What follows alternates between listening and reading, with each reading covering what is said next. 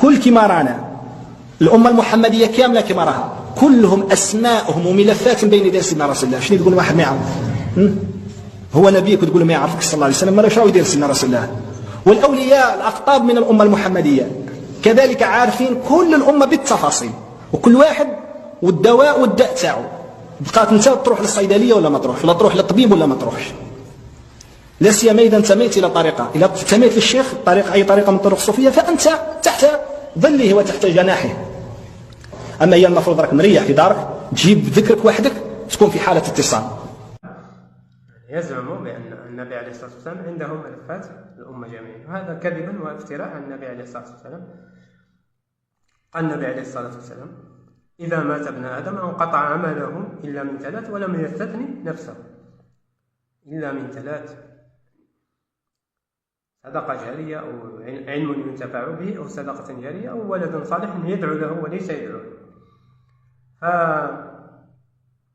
فالنبي عليه الصلاة والسلام قال الله عز وجل في سورة آل عمران الآية 144 بعد: أعوذ بالله من الشيطان الرجيم، بسم الله الرحمن الرحيم: وما محمد إلا رسول قد خلت من قبله الرسل أفإن مات أو قتل انقلبتم على أعقابكم ومن ينقلب على عقبيه فلن يضر الله شيئا وسيجزي الله الشاكرين.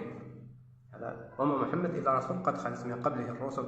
والنبي عليه الصلاة والسلام يقول في حديث رواه أبو داود رواه أبا هريرة عن النبي عليه الصلاة والسلام أنه قال عن أبا هريرة رضي الله عنه أن النبي عليه الصلاة والسلام قال: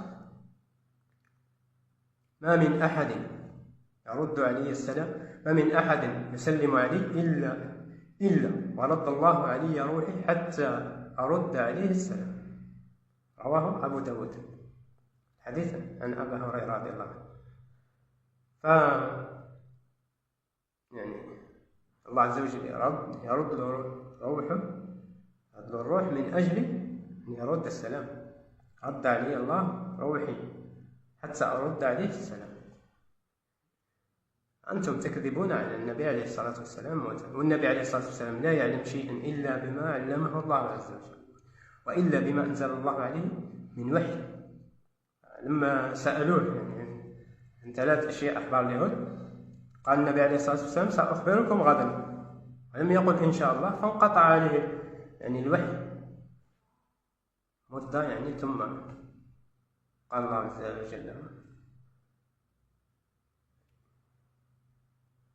ولا تقل لشيء إني فاعل ذلك غدا إلا أن يشاء الله، واذكر ربك إذا نسيت، إلى آخره في سورة الكهف.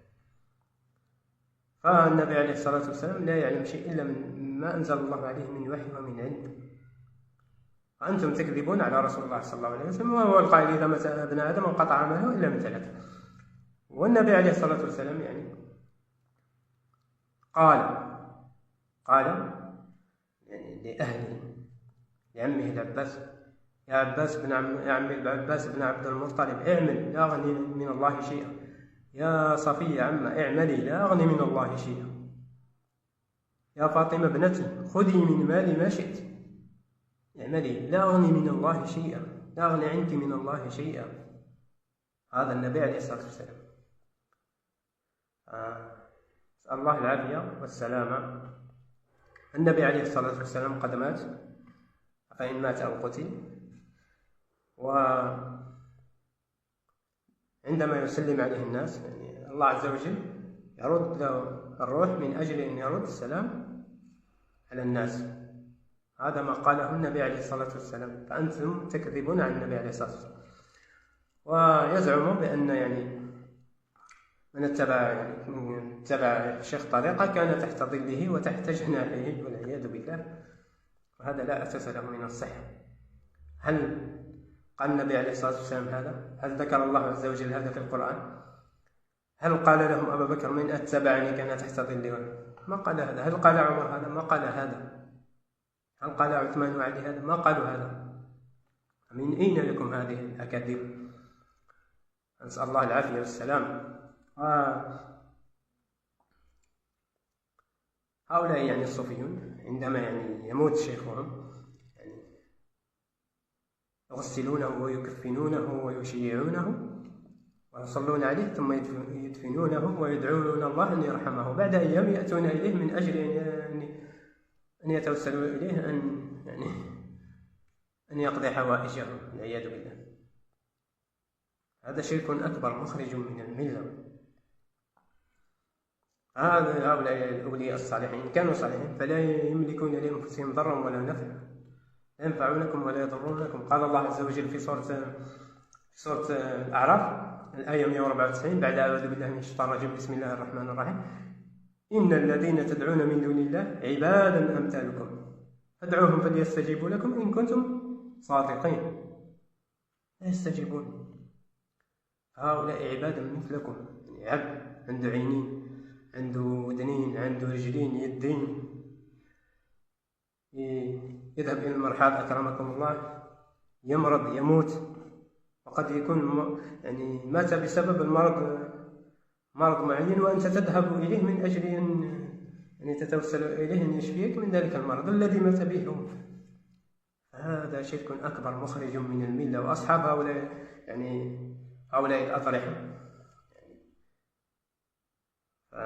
شيخهم هذا يستطيع أن يقضي حوائجهم وأن يبارك تجاراتهم وأن ينصرهم، لكنه لا يستطيع أن يفعل شيئا واحدا. الصندوق الذي يضعون فيه المال هؤلاء الغلابة والجهال لا يستطيع أن يحميه، وتجده مغلق بإحكام مغلق بإحكام، تجد فيه المغاليق. لا يستطيع أن يحمي هذا الصندوق ويستطيع أن يقضي حوائجهم وأن يشفيهم من الأمراض ويهب لهم ذرية وغير ذلك، لكنه لا يستطيع أن يحمي هذا الصندوق. هؤلاء الشيوخ يعلمون بأن هذا لا ينفع ولا يضر، لذلك يغلقون الصناديق من أجل أن لا تسرق، لأنه لا يستطيع أن يحميها. لكنهم يدخلون الناس في هذا الشرك والبدع والضلال من أجل الأموال، كما ذكر أحد الباحثين الجزائريين ابن عيشة الذي بعد سنوات طويلة وهو في دراسة توصل إلى أن في الجزائر موجود 175,000 ضريح يعبد من دون الله. وذكر زهاء 100 وأقل وأكثر من الأضرحة تجمع كل عام في الوعدة والزردة وغيرها تجمع 80 مليار. هذه 100 ضريحة وأقل وأكثر 80 مليار، فكيف بالأضرحة؟ فهؤلاء من أجل المال يكذبون على الناس ويدخلونهم في الشرك. هؤلاء لا يضرون ولا ينفعون. الضر والنفع هو الله عز وجل. كفار قريش كانوا يوحدون الربوبية ويفردون الله بربوبيته. إن سألتهم من خلق السماوات والأرض يقولون الله. أصنام قالوا نتقرب بها إلى الله زلفى. كانوا يقولون أن الله هو الخالق والرازق والمدبر. هذا توحيد الربوبية، لكنهم رفضوا توحيد الألوهية. توحيد الألوهية هي إفراد الله بالعبادة، صلاة ودعاء ونذر ونحر، كل العبادة تفرد بها الله عز وجل دون غيره، لا تشرك مع الله أحدا، تدعو الله عز وجل وحده، تدعو الله وحده، لا تتوسل بغيره ولا تستغيث بغير الله عز وجل. ستتوسل بهؤلاء الأموات إلى الله عز وجل، تدعو الله وحده.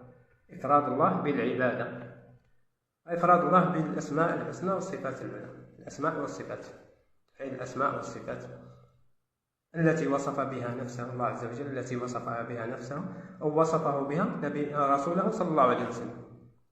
فأسماءه كلها حسنى وصفاته